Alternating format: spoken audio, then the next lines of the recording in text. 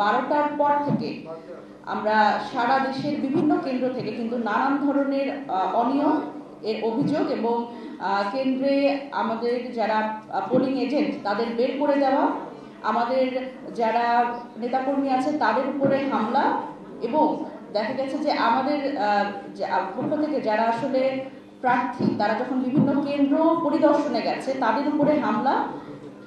আর আমরা দেখছি যে ভোটারদের একটি নির্দিষ্ট দলের যারা সমর্থক বা কর্মী তারা কিন্তু ভোট কেন্দ্রের ভেতরে অবস্থান করে ভোটারদের উপরে এক ধরনের প্রভাব বিস্তার করবার চেষ্টা করছে। সুতরাং আমরা গতকালকে পর্যন্ত আমরা যে আশাবাদ ব্যক্ত করেছিলাম যে এই যে গত 17 বছরের যে সংস্কৃতি আমরা দেখেছি ভোট রিগিংয়ের এবং নানানভাবে আসলে যে ভোটকে বিতর্কিত করা, এই নির্বাচন প্রক্রিয়াকে বিতর্কিত করা, সেটির কিন্তু এক ধরনের প্রবণতা আমরা বেলা 12টার পর থেকে লক্ষ্য করছি। বাংলাদেশের নাম্বার 1 স্টিল বিএসআরএম। আমরা যদি কেন্দ্রভিত্তিক যে খবর আমরা সারা বাংলাদেশ থেকে পাচ্ছি সেখানে চলে যাই, সেটি হচ্ছে ঢাকা 18। এখানে ধানের শীষের পোলিং এজেন্ট তারা কিন্তু আমরা দেখছি যে দলীয় কার্ড ঝুলিয়ে তারা কিন্তু ভেতরে উপস্থিত থেকে তারা আসলে নির্বাচনকে এক ধরনের প্রভাবিত করার চেষ্টা করছে। এই ঘটনা ঘটেছে Uttara high school and college এই ভোট কেন্দ্রে এবং এই বিধিটা হচ্ছে যে নির্বাচন কমিশন বা সংশ্লিষ্ট যারা কর্মকর্তা থাকবে তারা আইডি কার্ড, নিয়োগপত্র এবং জাতীয় পরিচয়পত্র থাকবে, কিন্তু কোনো প্রার্থীর পক্ষের কোনো প্রচারণা কিন্তু ভোট কেন্দ্রের ভেতরে হবার কথা না, কিন্তু আমরা দেখছি কিন্তু সেটাই হয়েছে। এবং ঢাকা 18 আসনের প্রায় প্রতিটি কেন্দ্রেই এই ধরনের যেই আমরা বিষয়টি লক্ষ্য করেছি এবং আমাদের প্রার্থী কিন্তু সেটি নিশ্চিত করেছে। একই আসনের খিলক্ষেত থানার নিকুঞ্জে জামি আলম স্কুল কেন্দ্রে মহিলা ভোটারদের লাঞ্ছিত করার ঘটনার খবর আমরা পেয়েছি, আর এই ঘটনার সাথে সম্পৃক্ত আছেন বিএনপির স্থানীয় নেতা।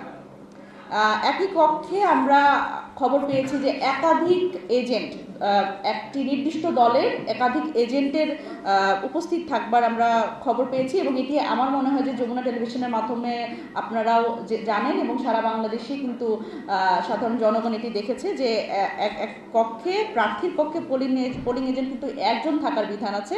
তবে কুমিল্লার একটি ভোট কেন্দ্রে আমরা দেখেছি যে ধানের শীষের একাধিক পোলিং এজেন্ট তারা কিন্তু কক্ষে উপস্থিত ছিলেন। 11 দলীয় পোলিং এজেন্টের কেন্দ্রে প্রবেশে বাধা, এটি কিন্তু আমরা বিভিন্ন জায়গা থেকেই একই অভিযোগ কিন্তু পাচ্ছি।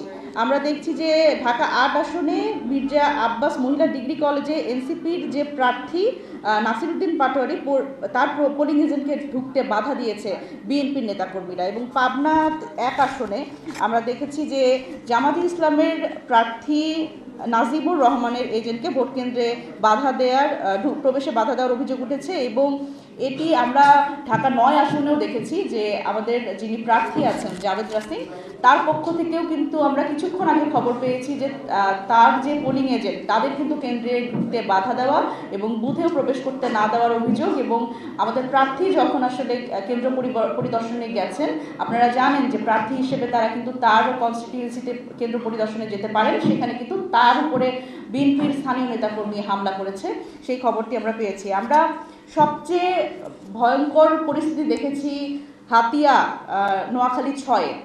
আপনারা জানেন যে আমাদের যিনি প্রার্থী আছেন হানান মাসুদের স্ত্রীর উপরে কিন্তু হামলা হয়েছে এবং তার ছোট ভাই তিনিও কিন্তু গুরুতরভাবে আহত হয়েছেন এবং তার আমাদের যিনি বিএনপির সন্ত্রাসীরা হানান মাসুদ এবং তার ভাইকে রড দিয়ে মেরে আহত করেছে এবং তার ফোন কেড়ে নিয়েছে। এবং এই সহিংসতার ঘটনা কিন্তু আমরা স্থানীয় প্রশাসনকে জানিয়েছি, কিন্তু স্থানীয় প্রশাসনের পক্ষ থেকে এখন পর্যন্ত কোনো ধরনের ব্যবস্থা আসলে নেওয়া হয়নি।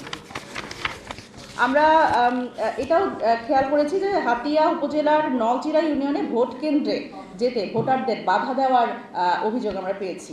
এই নির্বাচনটা কিন্তু আমরা শুধুমাত্র ক্ষমতা এবং হাত বদলের নির্বাচন হিসেবে দেখতে চাইনি। আমরা চেয়েছি যে এই নির্বাচনে একটা নির্বাচনে হার জিত থাকবে, কিন্তু প্রতিদ্বন্দ্বিতার মাধ্যমে আসলে ভোটারদের একটা নিরাপদ পরিবেশের মাধ্যমে ভোট দেওয়ার একটা সুযোগ আমরা করে দিব এবং সবার এই জায়গা থেকে দায়িত্বশীল ভূমিকা আমরা আশা করেছিলাম, কিন্তু আমরা আসলে দেখলাম যে এটা খুবই হতাশাজনক যে সেটা আমরা পাইনি।